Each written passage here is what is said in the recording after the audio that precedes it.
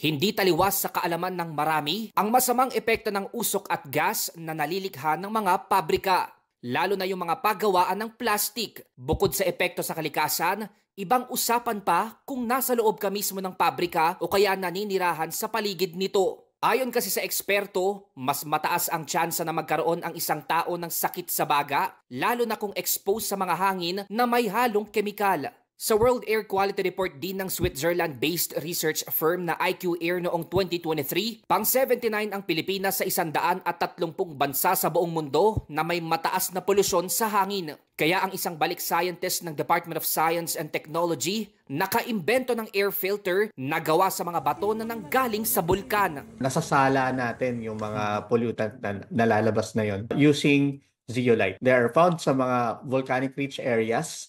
Ang absorbent compound ng zeolite ang sumasala sa hangin na may halong kemikal at ang tawag naman nila sa teknolohiyang gumagamit ng zeolite ay air saver o air purification using sustainable aluminosilicate for Valenzuela environmental remediation. Sa mga pabrika ng mga plastic sa Valenzuela, ito target gamitin. Ang siste kasi sa mga plasticware factories, sinusunog nila ang mga basyo ng gamit ng plastic para makalikha ulit ng panibagong gamit tulad ng tabo, balde, palanggana at upuan.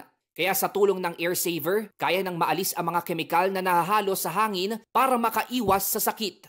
With the improvement of our respiratory health, expected na merong significant improvement on the overall well-being ng mga tao, lalo na yung sa vicinity nitong mga industrial areas. Bagaman may zeolite air filter na abroad, mas malaki naman din daw ang diferensya sa presyo nito sa naimbento ng mga Pinoy. Ang mga raw materials din kasi na ginagamit mula sa sarili nating aktibong bulkan tulad ng Bulkang Taal at Mayon.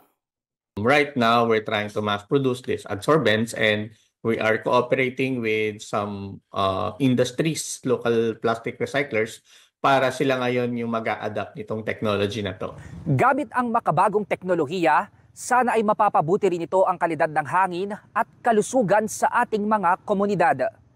Mobile journalist Francis Orsio po, hatid ang mukha ng balita. Pag-usapan pa natin ang zeolite air filter kasama si Mobile Journal Francis Orsio. Francis, paano na-discover ng Pinoy scientist yung pakinabang ng zeolite mula sa bulkan?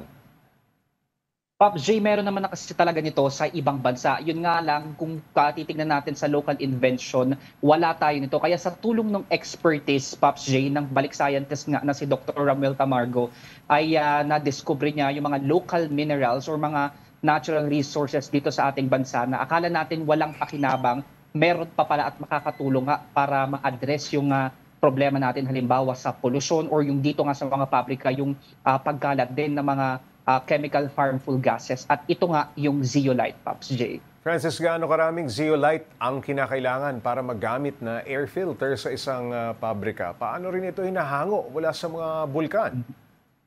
Pops J, depende kasi yan sa laki ng pabrika or yung mga factories or pagawaan ng plastic. Pero ang sukatang daw kasi niyan per gram din at kinakailangan nga na malaking volume or depende din kung gaano kalaki yung volume na kakailanganin doon sa mga factories. At nakukuha nila yan, Pops J, doon sa mga bato na kinukuha nga nila sa bulkan, like for instance doon sa Bulkang Taal or Mayon. Tapos yung mga bato na yun ay ina-extract nila at doon nila nakukuha yung mineral na zeolite. At yung zeolite, ito na yung napapakinabangan at nire-repurpose nga nila para gamiting air filtration doon sa loob ng mga factories, Pops J. Francis, sa ngayon ba, anong klaseng air filter ang meron ng mga pabrika para maprotektahan ang kanilang mga empleyado?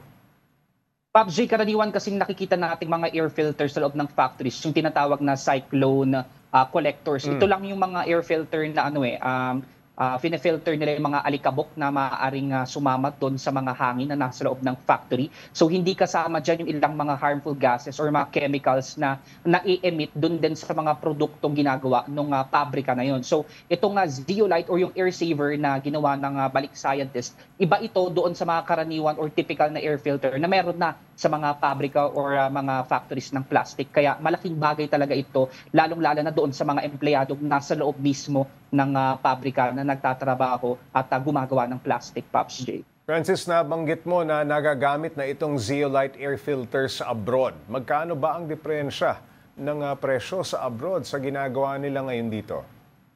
PUBG, napakalaki ng diferensya ng presyo ng mga air filters may like sa abroad compared dito sa local invents na kauna-unahan na sa Pilipinas. Kung sa abroad daw ay nasa 100,000 or maaring higit pa, depende yan sa pangailangan ng pabrika. Dito sa Pilipinas, kaya daw yan mapababa, tulong mga local resources ng hanggang 10,000 piso ng PUBG. So, ang difference niyan, so nasa 50 to 90,000 din yung maaring maging diferensya ng presyo nitong Zeolite air filter compared sa mga abroad na invention. Pops J. Francis, sino ang gumastos sa pag-develop ng teknolohiyang ito? Pops J, for research and development ay pinondohan ito ng Department of Science and Technology or DOST. Nagpondo sila ng halagang 17 million pesos para nga pagtuunan ng pansin yung research at mapakinabangan or makita kung ano ba yung pwedeng magamit doon sa mga bato na nakukuha natin doon sa bulkan. At 2021 yan nagsimula at ngayon ang 2024 inaasahan natin na marami ng pabrika sa Valenzuela yung magkakaroon ng ganitong air saver na air filter kasi mismong Valenzuela LGU ay nagpakita rin ng suporta at interest doon sa pag-adapt ng technology ng DOST, Pops J. Francis, sa ngayon, more on plastic factory ito nakikitang magamit. Pero dinidevelop din ba itong Zeolite para naman sa iba pang pabrika na ibang produkto ang ginagawa?